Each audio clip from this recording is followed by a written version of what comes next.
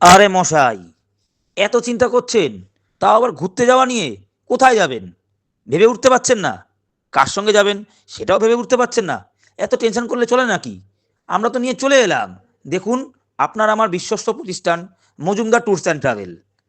এখানে কিন্তু শুধুমাত্র আপনার বা আমারই বিশ্বাসের জায়গা নয়, এটা কিন্তু ভারতীয় সরকারেরও বিশ্বাসের একটা খুব কাছের জায়গা। তাই বলা যেতেই পারে, আপনার ভ্রমণের সুন্দর জায়গাটাকে বাস্তবায়িত করার জন্য আজকেই যোগাযোগ করুন আপনার আমার পছন্দের প্রতিষ্ঠান মজুমদার ট্যুরস অ্যান্ড ট্রাভেল। মর্মান্তিক এক দুর্ঘটনা সল্টলেকে। আবারও এক ভয়াবহ অ্যাক্সিডেন্ট শহরতলি তিলোত্তমার বুকে। আবার খালি হলো মায়ের কোল। আমরা শুরু করব আজ এই ঘটনা দিয়েই। দেখুন, অ্যাক্সিডেন্ট এই শব্দটা দৈনন্দিন জীবনে খুবই পরিচিত একটি শব্দ। আমরা দোষ দিই শুধু সরকারকে, পুলিশকে, কিন্তু নিজেদের দোষ কজন দেখি আমরা? রোজ খবরের পাতা খুললেই ছোট বড় নানা ধরনের অ্যাক্সিডেন্ট।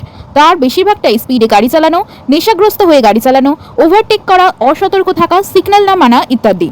যারা ড্রাইভিং করেন তারা অনেকেই দাবি করেন রাস্তা খারাপ, জল জমা, এরকম অনেক কারণেই আঙুল তুলে দেখানোর প্রচেষ্টা করেন নিজেদের ভুলটা ঢাকার জন্য।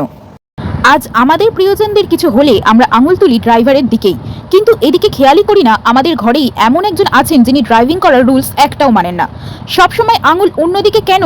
ভেবে দেখেছি কি আমরা একবারও এই আঙুলটাই নিজের দিকে অথবা নিজের পরিবারের মানুষের দিকে নয় কেন? আজ আমরা অনেক ব্যস্ত, আমাদের সবকিছুই সময় প্রয়োজন, কিন্তু দেরিটা সেই আমরাই করি। এই আমার আগে পৌঁছানোর তাড়নায় আরেকটু সতর্কতা হাতছাড়া হয়ে যায়। আরও 10টা প্রাণ বেঁচে যেতে পারত এই সতর্কতার জন্যই। আমরা আপনার কাছে প্রশ্ন করতে চাই, আর কবে সতর্ক হব আমরা? আর কবে নিজেকে বোঝাতে শিখবো রাস্তায় বেরোলে একটা মেয়ে একটা ছেলে তাদেরও পরিবার রয়েছে? কেন আরেকটু সাবধান হব না আমরা? নমস্কার, আপনারা দেখছেন মজুমদার নিউজ বাংলা। আপনার সমস্যার আমরাই সমাধান।